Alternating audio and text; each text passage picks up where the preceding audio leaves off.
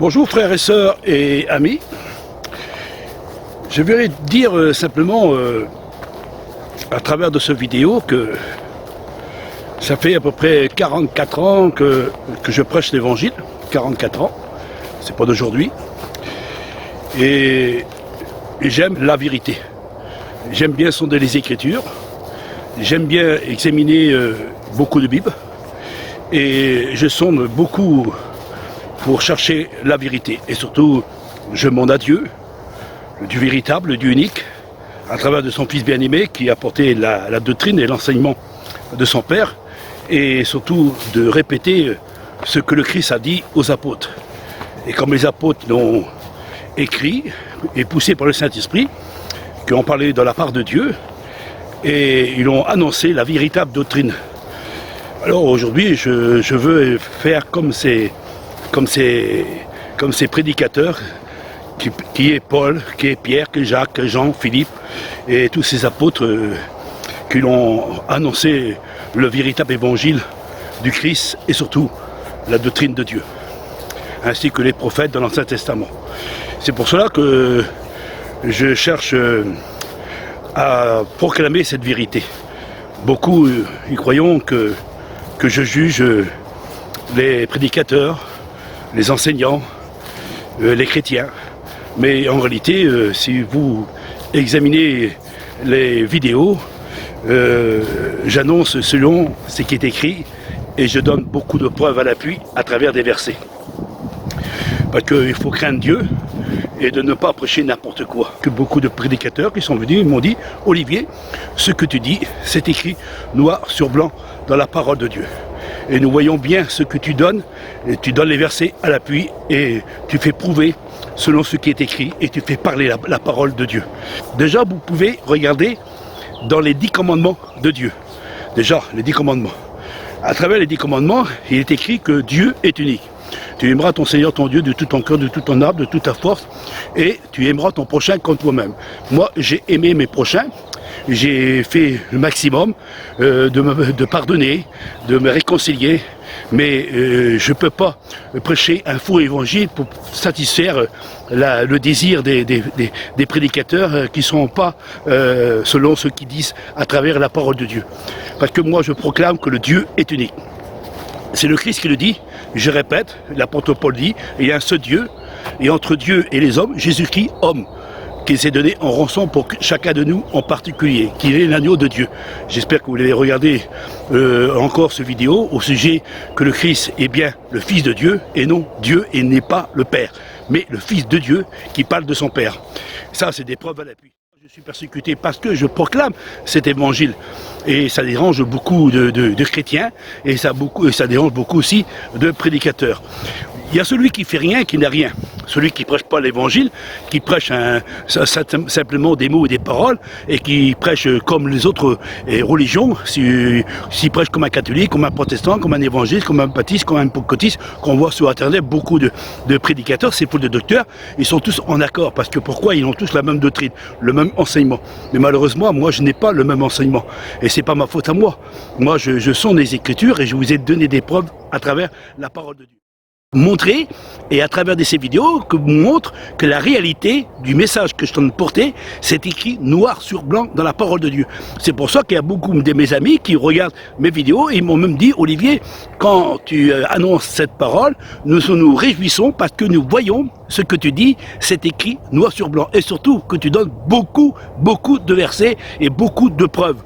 Oui, parce qu'autrement, si je ne donne pas de preuves, si je prêcherai un évangile et que je ne donne pas de versets et que je ne montre pas la réalité, de la vérité, je serai un charlatan et je serai un mauvais serviteur et je n'aurai pas l'esprit de Dieu en moi, je n'aurai pas l'esprit de vérité en moi. Au contraire, j'aurai un esprit d'égarement.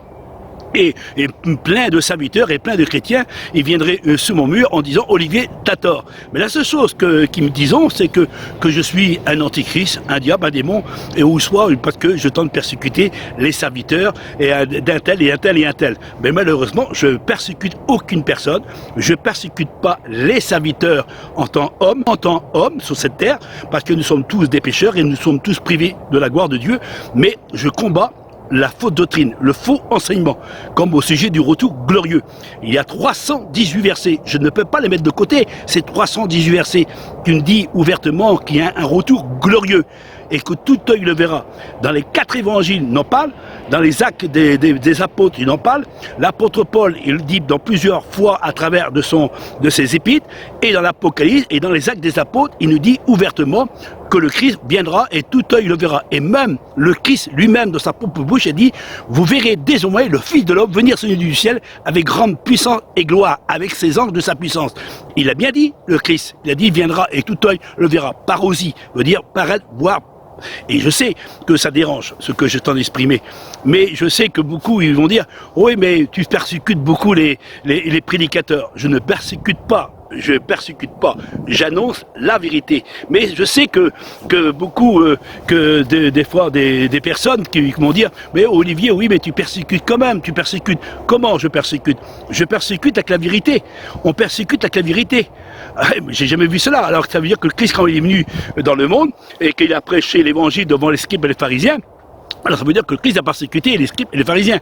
Alors c'est pour ça que les pharisiens ont cherché l'occasion de le tuer, parce qu'ils ont voulu le tuer. Parce que quand il est rentré dans la synagogue, la Bible nous dit que le Christ, on l'a presque voulu le jeter au mort du ravin.